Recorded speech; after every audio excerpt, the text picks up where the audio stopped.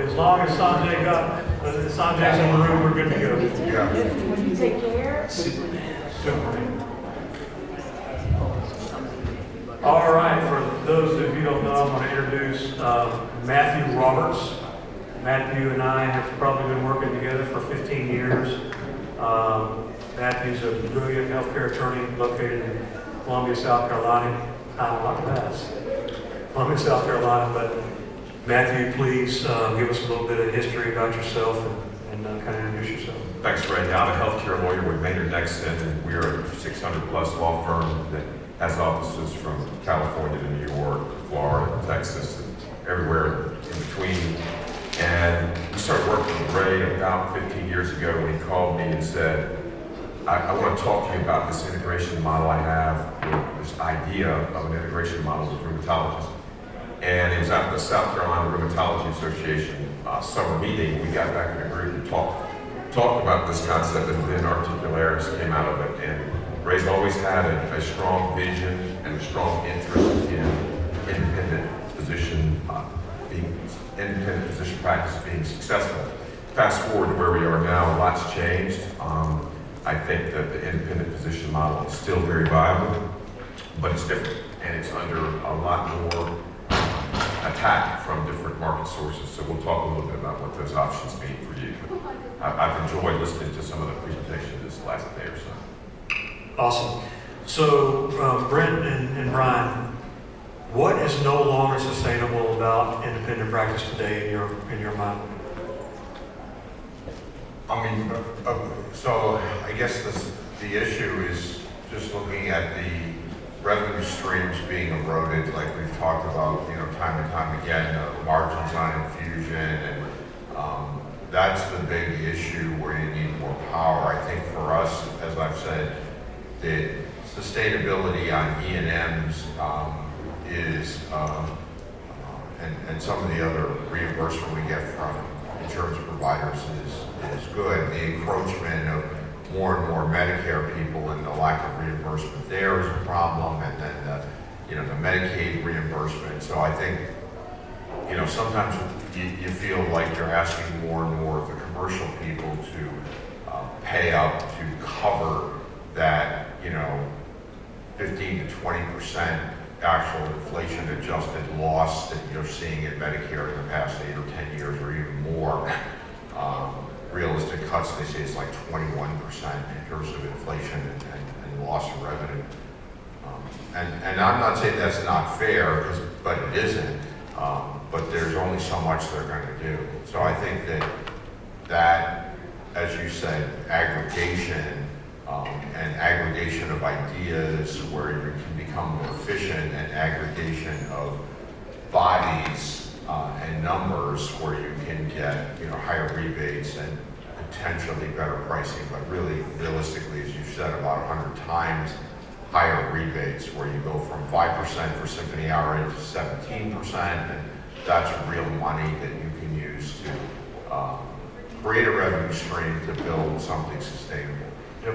So, Brent, where are you personally feeling the most pressure? Clinical, financial, or administrative?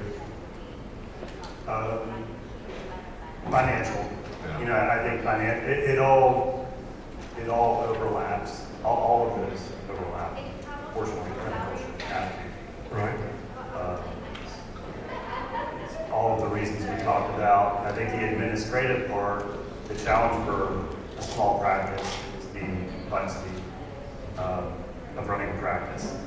All of the things that you have to be aware of, keep up with, compliance, changes in payers, changes in biosimilar drugs, regulatory things, while having somebody that has the foresight to be proactive, looking into new ways of adapting new technologies. That's hard as a small practice, and especially as a physician. We're clueless. We know how to take care of rheumatology patients. The rest pretty much are not very good at that. So having the people in place to do all of those things is very challenging. But we could learn about it. We just don't have the time. Right. I mean, it's You spend 97% of your day seeing right, patients. 20, and it's more, and I mean, when I first started, we had one drug, naltrexone, that was it. And you felt like you were getting an F in school every day. It had like 30% remission rates. It's like you go to school and getting an F. And cyclophosphamide, really toxic drugs for some of the other diseases. But now it's like, oh my God, and the complexities of the patients, is just incredible. We got a bunch of questions and everybody's got to get on the fly, so I'm gonna try to blow through these I'm sorry. fairly quick. I'm sorry. So, Matthew, we know you work with a lot of different specialties in all over the country. What are you seeing? Is consolidation inevitable or is it optional? I think it's inevitable to me in terms of, but it's what type of consolidation? Do you band together with other similarly situated specialists, or do you consolidate with a hospital, private equity, or industry? I mean, that's really what we're seeing. We're seeing specialists who are small groups struggling to make it on their own, and they're looking at options, and most of them don't have the options of a leader's room. They're looking at things like, do I sell out to private equity? Do I sell out to a hospital? Do I sell to industry like Cardinal or Optum or someone like that? But we see a ton of activity in that area. We don't see as many options on the independent side. People are trying, but it's opportunities like this that I think are the most exciting for us to look at from the structure standpoint. So in your vast experience working with those, can a supergroup be successful without PE or VC? Yes, it can be successful. As you referenced earlier, Ray, PE has a very specific, and they're pretty open about it. They're going to pay at the top end. They're going to come in, disrupt the business office, cut costs, try to increase revenue, and they're going to sell it in 3 to 5 years. That's all they're thinking about doing. So that can be a temporary benefit to the physician owners, but if you have younger physician owners, they're not going to be happy more than likely with some of the options available to them. So I don't think you need to have PE, VC money investment at this type of organization if you have the concept of culture and having a business model that works and transparency in place, which you guys have been talking about for the last day and a half. Right. So Brent, where do you think the scale would move the needle the most? Drug purchasing, rebates, staffing, or payer contracts? I think immediately rebates. As it's a snowball effect, as things practices improve financially, that gives them the opportunity to strengthen their staffing, support. I think payer contracts depends on how the organization is set up. I think there's limitations, the level of integration with contracts, but that's ultimately once things are up and running, practice is strong. Leverage contracts. Right, I agree with that. Ryan, what about, have you seen meaningful differences in infusion margins between smaller and larger groups? Yeah, we're going to see that. I think that's the big thing with respect to rebates. We've done some very realistic, I'm not really interested in unrealistic projections. I want to actually see the data and know what we can expect, and the numbers are just straightforward in terms of the rebates we're going to get by joining Brett and frankly riding his coattails of his purchasing power, and we're going to be 11 physicians riding those coattails, and all of a sudden, as I said, the rebates are going to be really different, and it's going to be a game changer for us from an income standpoint. Right. So Matthew, with all of this aggregation together, what regulatory concerns come up with it? Well, every time you get groups together, that's going to implicate regulatory issues. The 3 biggest that come to mind are complying with the Stark and anti-kickback laws when it comes to compensating physicians. And the next big one is antitrust. As you have competitors who come together who are not integrated, meaning part of one organization or one TIN, then there's a lot of scrutiny on how that integration works. Are you clinically and financially integrated? And we can talk more about what that is, but those are the big regulatory issues that you have to look at, and they're significant, but not something you can't deal with. Right, and so we've spent a lot of time talking about those and making sure, you know, you guys have developed a model with those in mind to make sure that we meet and satisfy those regulatory requirements. So it's not impossible, you just have to really understand what you're doing and make sure that the documentation is clear and correct. Correct, you've got to take the time, and you have to invest the energy and resources and money into building that infrastructure. Awesome. So, back to Brent. Brent, you have a super group with 3 core locations that have spin-off locations from those. Inside of your super group, do you feel like you still have some autonomy in your own local practice in Gainesville and Athens that, you know, everybody's not doing things the same way? Do you still feel like you have some autonomy? Very much so. Of course, you know, how do you define autonomy? You know, what's important to you? You know, managing your schedule, how many patients do I see? How much vacation time do I take? I think autonomy is, you know, different for different people, but a lot of it is, I think, in process. And, you know, we have applied, you know, identified best practices and best processes, you know, learning from each other, and we've taken them and applied them across all locations work. So, you know, that's a group, ultimately a group decision. There's still autonomy involved, though. If one location doesn't want to do it, they don't have to. But what we found is, you know, if everybody's rowing in the same direction, things are so much better. So the autonomy is there, but I think, you know, we're very lucky with our group. And we have like a community mindset that we're doing this together and willing to make these changes. It's really working. Yeah, and, you know, I think there's a lot of misconception and concern that if I do something with a bigger group, you're going to have all these rules that you have to do and this and that and the other. And I think based off some former entities that were created, you know, that probably is where some of that comes from. But, you know, we've really tried hard working with the attorneys and each of us individually and together, making sure that we kept it as autonomous as we can, still meeting the regulatory rules that we have to comply by. Yeah, there's Is that still fair? compliance, there's standards that, of course, clinical standards, following CR guidelines, like that. I mean, there's never been nobody's ever told me that you have to prescribe this medicine or you have to do this. Right. And you know, the other aspect of autonomy is the easy in, easy out. That's like location autonomy. So we ultimately have the flexibility that we want to pivot off, go back on a different path, really have that choice for us. So Brian, you know, before we start talking about this, you were kind of on the outside looking in, and then we all met in Atlanta with some other groups, you know, and pitched this idea.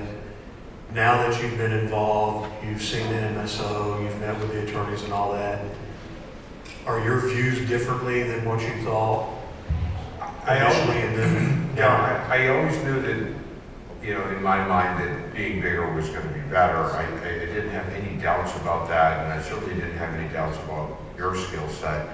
I just wanted to make sure, I guess, going in, that everybody was on the same page from a cultural standpoint, like I've spoken before, that it's a, you know, patient first, you know, mindset that you're there to do the right thing, and this sort of larger consortium of physicians culturally was aligned. You know, I didn't want to be part of a group that was, you know, income first, quality second. And I know that wasn't going to happen, you know, with you. And the other thing I wanted to maintain is that, you know, it's very frequent that people will come in and say, after they sat with me, especially a new patient, will say, I can tell your group is not owned by a hospital. And I'll sit back and I'll just wait for them to say more. You get a human being, you get, you know, your phone calls answered quickly. It's not like, you know, we'll call you back in 4 days or even a week or not at all.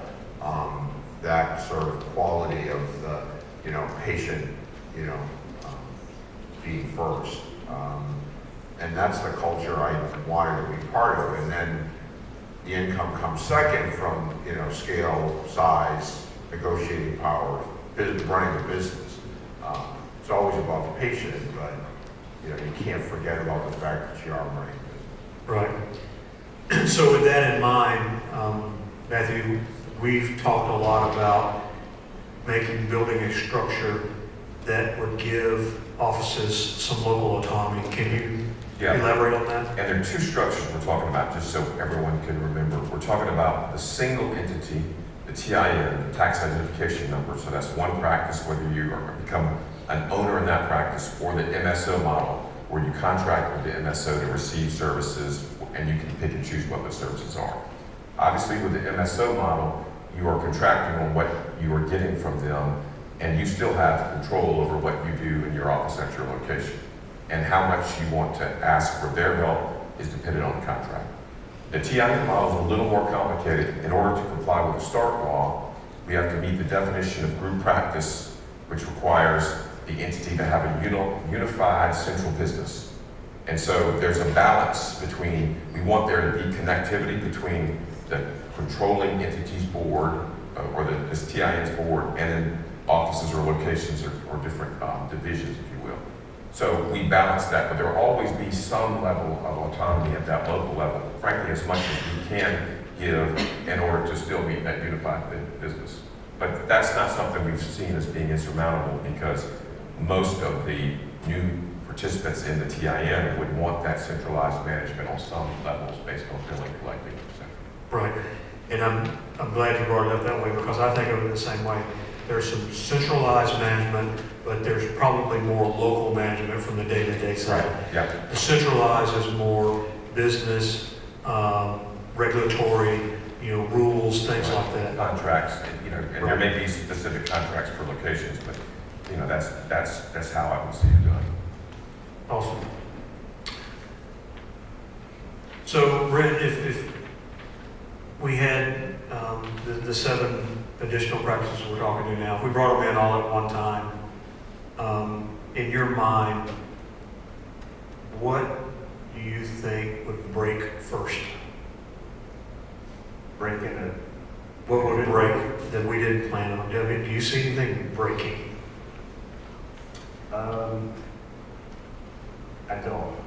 If it's people who are groups that are like-minded, that's the key. Yep. I think transparency on the front end, full visibility. It's hard for physicians also to wrap our heads around these concepts. In contracts, like you said, we're not all the best at that. But I think, this is being laid out in such a way that hopefully everybody would know what they're getting involved with. And I think the culture is the big part, which I think there's probably an inherent positive selection bias there. Yeah, so I asked that question because, some people are always going to refer back to other entities that have tried this and are still doing it or whatever. And when I talked about BenCare a little bit, signing up anybody that had an NPI number could breathe, and Mike said they had to spell rheumatology also. But your vision there is growing just to have size. Our vision is growing to have culture, commonality, and quality. So I think it's a total different concept in our mind of what others have tried to do in the past. And for anybody who's signing up, I think having that in your mind, I'm buying into this culture. I mean, it takes me about 10 minutes when I'm talking on the phone with a physician to know if they're aligned with my values. That's all it takes. And I'm sure it must be close for you. But when I met Brent, it was like, oh yeah, this is great. And I'm not saying there can't be surprises, but you can tell pretty quickly who's aligned and who's patient first and income second. It just doesn't take that long. And so I think that, you know, and I'm pretty confident that when you interview people, when you vet them, like we talked about this one gentleman that was down south, and I must have answered, he said, oh, I'll call you and we'll talk for 10 minutes. And, you know, and an hour and a half later, I was still on the phone with him, and I thought, I told Ray, I said, Ray, there is no way that this guy can be part of our culture. It's just not possible. He said he was seeing over 50 patients a day. And I thought to myself, you know, I didn't say it, I didn't have to say it, because I knew if I told Ray, don't get this guy involved. I mean, he was like seeing 35 patients in the office and then doing 15 telehealth visits at the end of the day. And I said, you know, I said, Ray, that's impossible to deliver any meaningful care seeing that kind of volume. And I said, if that's the kind of person that we're going to be involved with, then I don't want any part of the organization. Yeah, well, it was funny, you know, I felt the same way, but I'm not the physician, and so I wanted a physician to hear the story and all that and give me the same feedback, so yeah, that's... And he was saying, oh my God, you know, he's going to take this percentage of this and that percentage of that, and I thought, he doesn't see the value. Right. It's all about the money, and I don't want to work. Mike, what have you said? Yeah, I just want to go back to what you asked about what's going to break first, and I was thinking about my previous experience in previous company, and it all goes back to transparency. What we're doing right here with the lawyer and asking questions in front of everyone, and even allowing them to ask questions directly to the lawyer, is something we would have never done.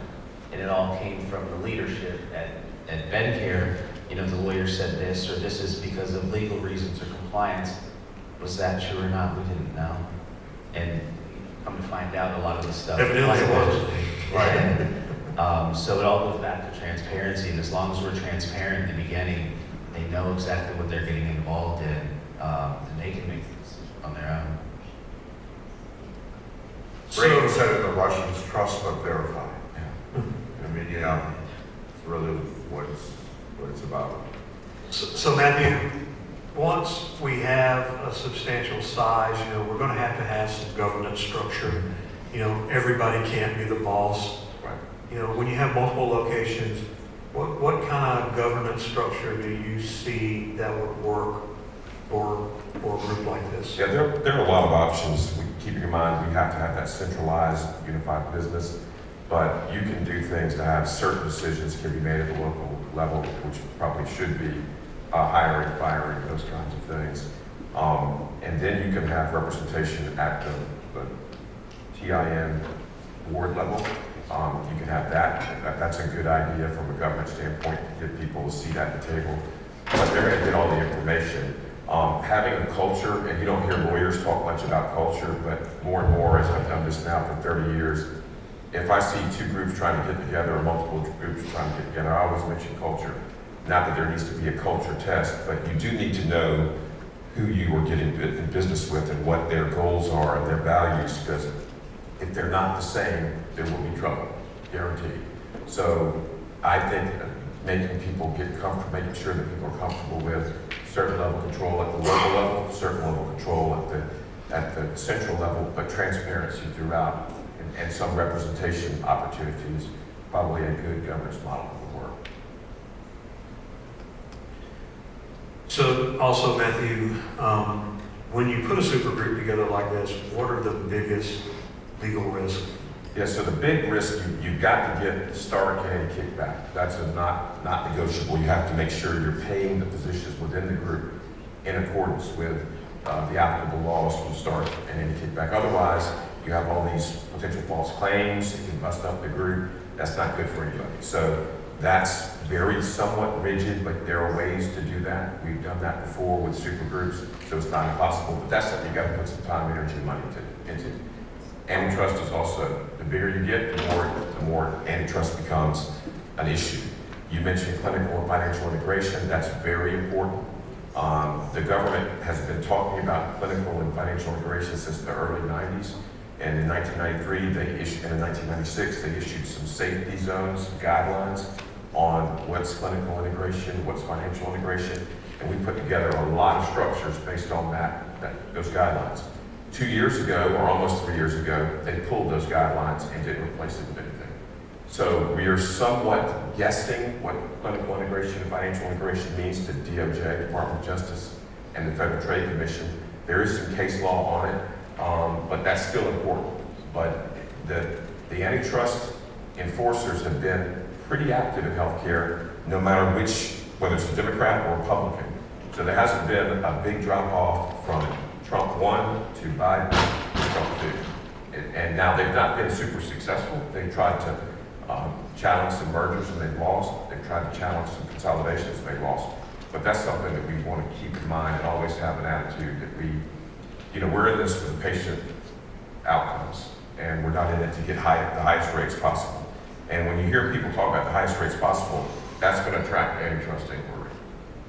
And so you should, there's nothing wrong with if you come together as a clinically and financially integrated entity as a byproduct of that having higher rates. And that's something that actually benefits the patient because they get better care when there's a more stable environment in which to practice. So the good news is we've vetted out pretty much 100% of these things already within Siri, because it's operating as a supergroup now. And that's ongoing, and one of the things Yes, is, it was it's not, constant. it's not like you put the structure together and you put it in a box and ignore it. It's sort of an ongoing annual evaluation to make sure you're compliant. So, not really sure how to ask this question, but is there a line between being collaborative and being legal? Yeah, for sure. So and we haven't really talked about this, but the payers are consolidating. So there are fewer payers now than there were 20 years ago. And that's a point of concern for the regulatory industry, but it should be a point of concern for the provider industry. So it makes it harder to tell a payer, I know we've got this long-standing relationship, but if you don't give me rates that I can survive on and afford to provide this care, I'm gonna have to go out of network and terminate. So if you do that enough and in certain ways, that can be seen as a boycott, which can be problematic. If you get big enough to where you have significant market share, so if you're not in the network, they're suffering, the payer's suffering, that can create some antitrust. But you have to get way bigger than what you are now and than what the other organizations in the past have been for that to be an issue. I think the key thing is focus on patients and don't focus on pricing. Because if you focus on pricing, that's what got that anesthesia group that was PE backed, that looked, the government's looking into that combination in Texas where they rolled up a bunch of anesthesia groups and now have a large market share. And there are all these types of sales meetings where they're talking about, we can get you rates, we can get you rates. They don't talk about patient outcomes and dealing with making it a better patient experience. And now they're getting investigated. But that's within one big state, but that was a huge aggregation of anesthesia practices. But that's something we would be paying attention to.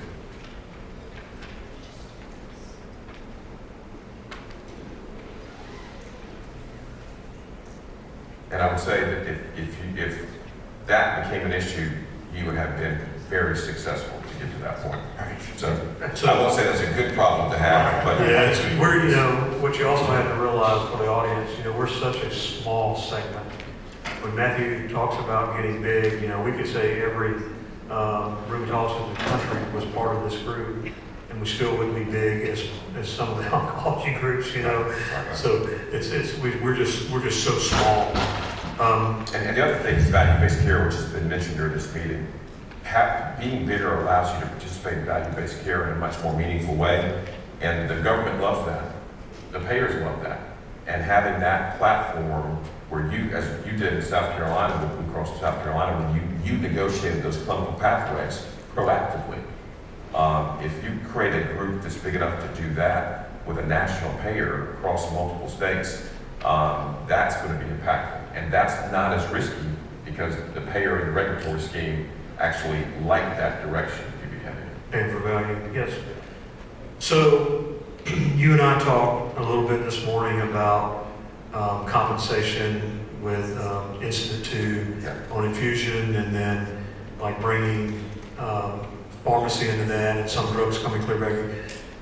Is it difficult for a compensation model in something like this, or as long as we abide by the guidelines, it's pretty, straightforward? It's complicated. I wouldn't say it's simple, but there's a way to do it. I mean, the START law allows for pooling of designated health services and allows for pro rata distribution of DHS profits in a big group.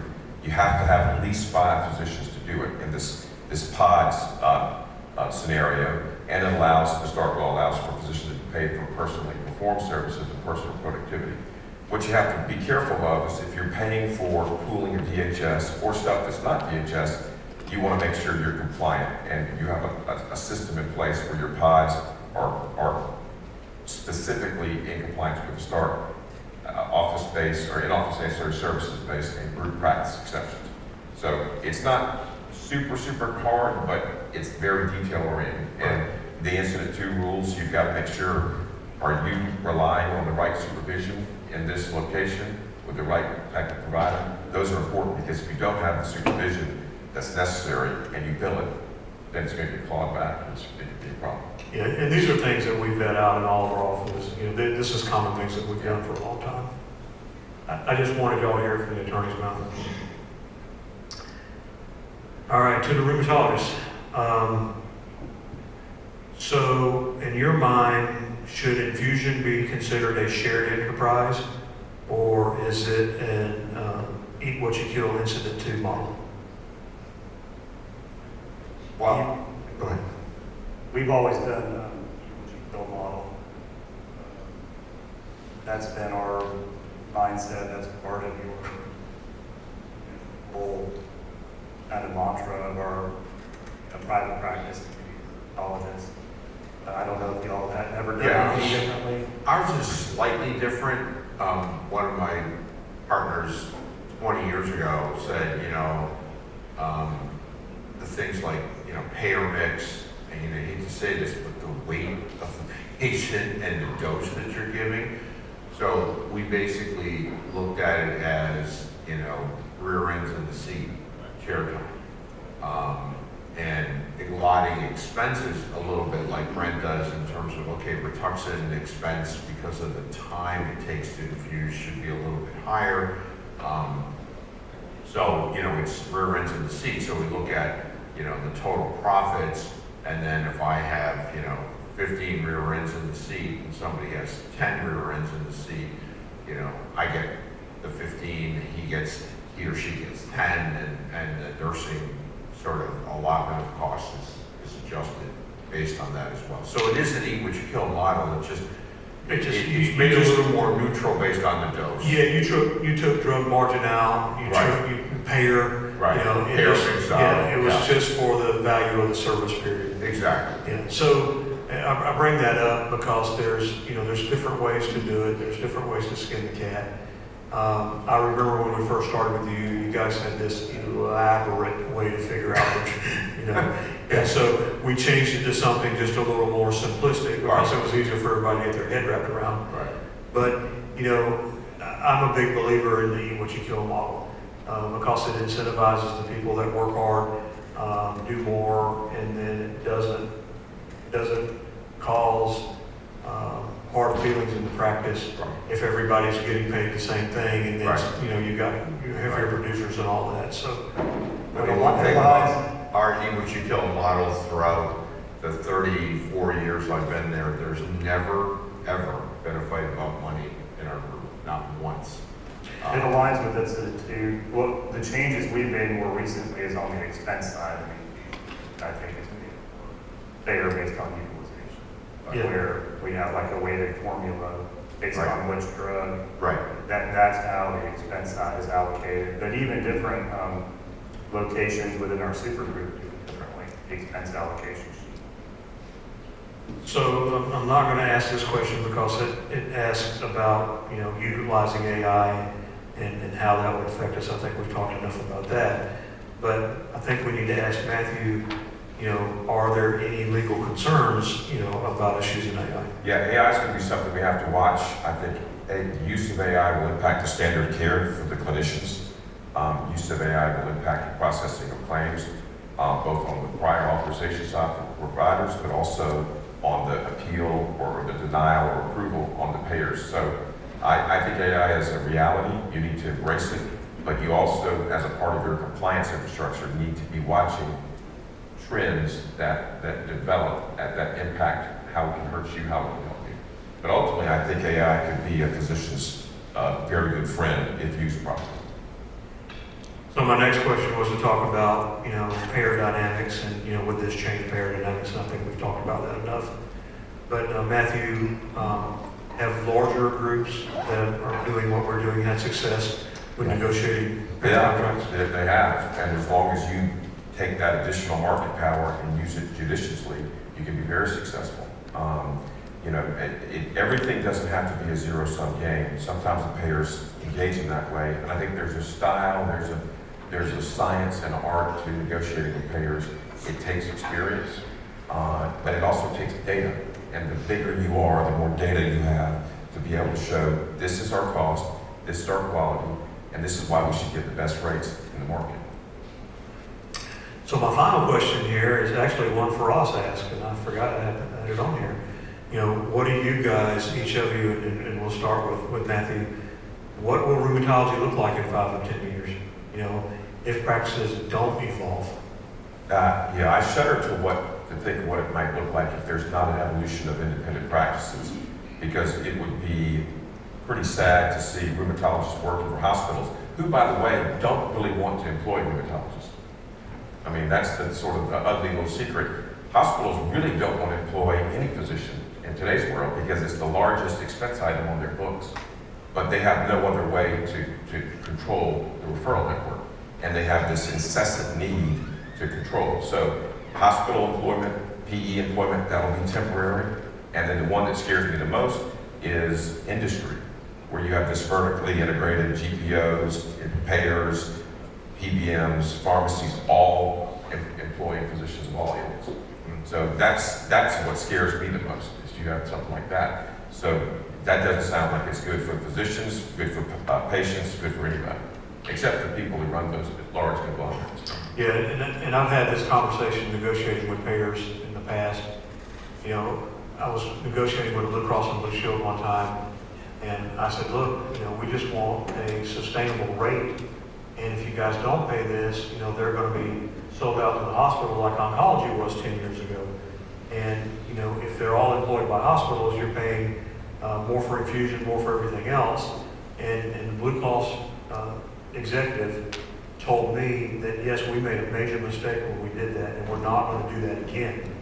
So, to your point, because of infusion, they don't want to employ rheumatologists because the payers don't want to pay the hospitals for doing infusion. So we do have some leverage there with that. So with that, I'll open it up to the floor for any questions.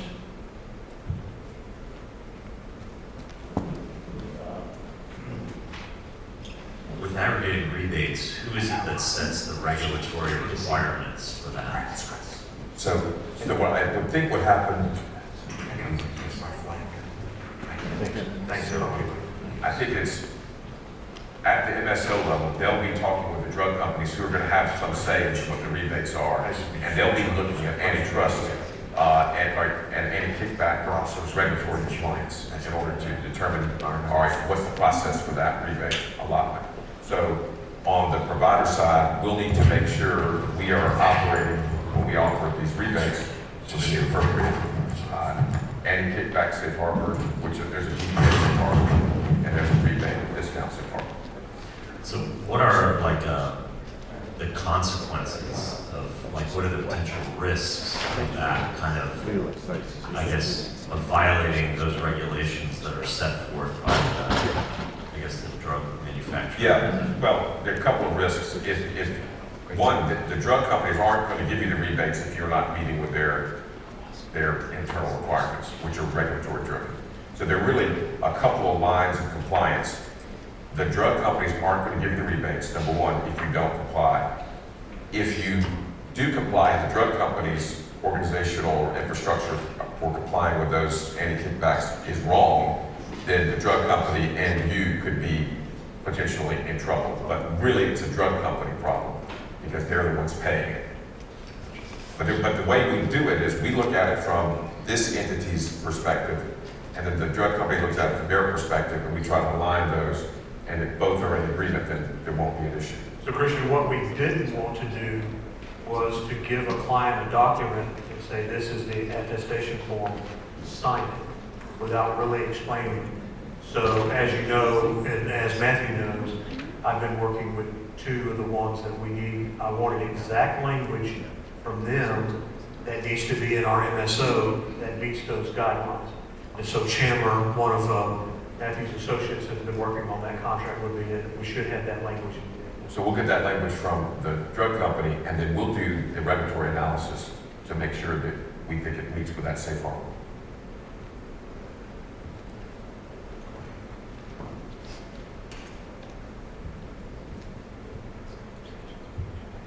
So as Ray knows, I have PTSD from being in a single TIN situation. The excuse that I was given to micromanage my site was that it's because of being under that single TIN puts risk to the organization if things are not done a certain way. So can I understand in a layman language what that means? Right. In terms of what are the things that need to be done the same way? What are the things that there's true autonomy? Yeah, so not knowing who told you that, what they really meant, what I would say is at the local level, you can't violate the law. So you can't have an arrangement at the local level that violates state or federal law. So there's going to be centralized compliance that looks at that, which is for everybody's benefit.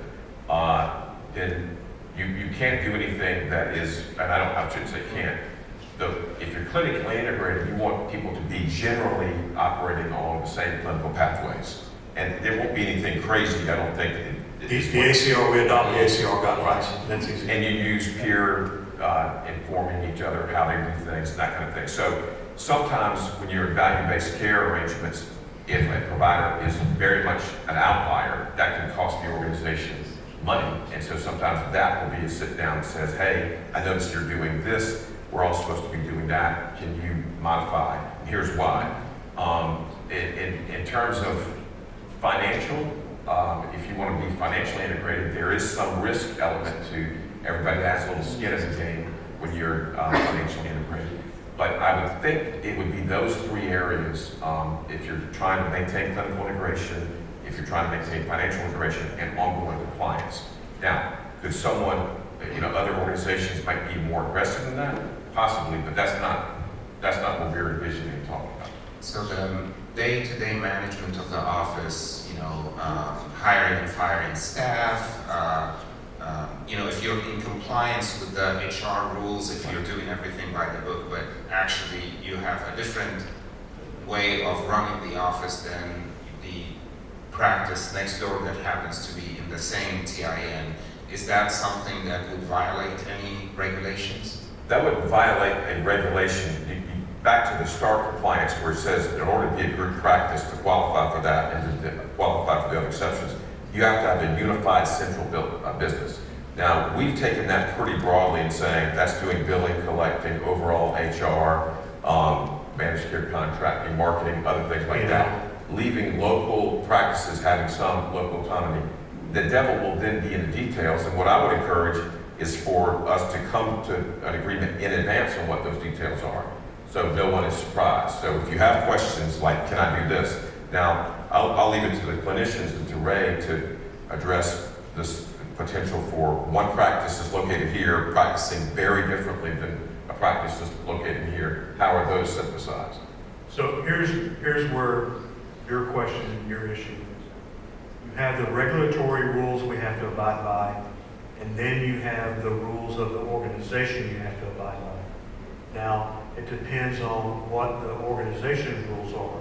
And I think where your issue was what the organization thought it should be. Our idea in that is a lot less restraint on what you do at the local level. Honestly, we want you to do as much at the local level as you can, because that takes stress off the mothership and the amount of people that have to monitor what you're doing. Am I correct there? Yeah, so, he's the same way. He wants that control in his office, and if we start making a bunch of rules that everybody has to abide by, he's got to abide by them too. I'm sorry, I have one more question.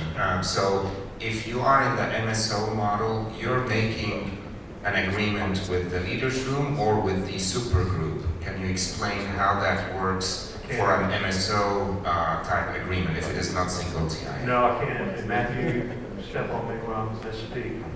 But the Rheumatology Alliance will have its own MSO. Okay? The leaders room will contract with that MSO to provide these services. Now, some of the services you receive may be a direct contract with the leaders room, but most of it is going to go through the MSO.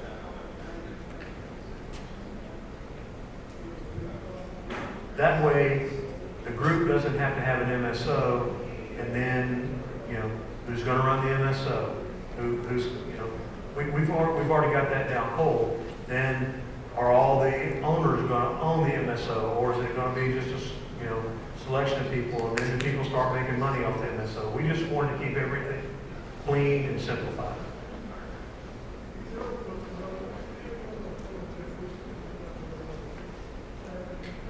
Anything else? Chris? It's not a lot of review. You laugh. All right, so. That's what Charles says. All right, so first of all, this is my personal thank you to you guys. I think for what you guys presented, and I've been in conversation with you guys for quite a while. And so as a smaller, we started a vision that we wanted to do right in medicine, and we were trying to do medicine outside of this business system, but it's difficult, and I think that many people can attest to that. And so I appreciate the transparency that you guys give, because I think we might hear stories and we're like, something's missing, like you have this feeling of like they're holding something back when you talk to different people and there's something in that they're not telling me, right?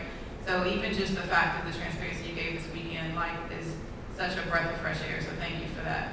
And I think one of the questions we were just talking about for Carl and I were, like, how do you guys, as you build this Rheumatology Alliance or the unified group, how do you anticipate determining who of the physicians that are part of it, how does that ownership work? Like, will there be an appointment of like a CEO or president, or like how does that work? I know you talked about a governing board, and I think representative of all the practices that are conglomerate or that are being aggregated, but how do you anticipate the leadership structure from top to bottom? It's really just an inquiry. I mean, I'm kind of like, I'm not ready. I'm tired of fighting. So I'm like, let's work this out. But this is a question for curiosity. I think that's a Brent question. I have my opinions, but I'm on the other side. But I mean, I can give tons of opinions, but I think Brent would probably best answer that question. My thought would be whoever wants to do this now or soon, that we all build this from the ground up, and we make the decisions collectively. Cash flow question again, coming out of Medicare, I would look at Blue Cross paying me on the first of the month, but then it didn't hit my account till 15, 30 days later. How would you address that kind of transparency? Because cash flow is an important part of our organizational health. So in our system, when you're all under one TIN, that comes in under one huge ERA. It's massive. So we actually have bot technology that takes that ERA and puts it in a pivot table, and so we know whose money on that claim belongs to who based on NPI. Then what we do, Leela? Oh, I'm sorry. So when a big ERA comes in, is that money being split that day and it goes into the bank account the next day? Is it that quick? Once it goes into the bank account, and a bot then splits and turns splits them into the offices. And how long does it take to hit the bank of the practice? We don't do anything with it until it hits the bank. We don't touch. Okay, so anything we're, that's- all right, so when do you have that ERA parsed out where we know who it belongs to? By the next meeting. I can handle 2 or 3 days, but 15 and 30 days waiting on my money. Right, well, so a Usually day, the next a day at the most, or by the end of the day? It's usually what happens is whatever the clearinghouse gives it to us, we have it within that same day. Okay, so to answer your question then, once it gets on that sheet, we know who it belongs to and it bounces, it goes into your account like that. They're just sitting on your money because they're having to pay other things that they don't have the money for. I forgot that we were all using one account with Sarah. With Articularis, every location had their own account. So I was trying to figure out how long it took to figure that money out. Ray, with the way that the clearinghouse parses them out, We're able to see it like within, like I said, if Aetna will give us a remit 4 days before it actually hits the bank. So we'll know within the. No, you'll know it before it even hits the bank. Absolutely. So the day it hits the bank, we know how much money belongs to you.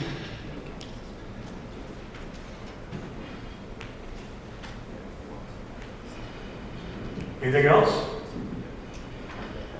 Awesome. Thanks, everyone. We are down to a skeleton crew now. Appreciate you guys hanging in there. I know a lot of people had flights they had to get on. And I'm sorry we didn't have this conversation earlier because I thought this was one of the most important conversations that most people needed to hear and hear it from someone who's done it over and over and over again. And I thank the world of Matthew and what he's been able to do. He does things the right way. And he explains it to you where you can understand. And Brian made a comment about the contract being so easy. I've seen things from attorneys that I had to read 5 times and I still don't understand what they're trying to say. He's very, very easy. Safe travels back, everyone. Thank you for everything.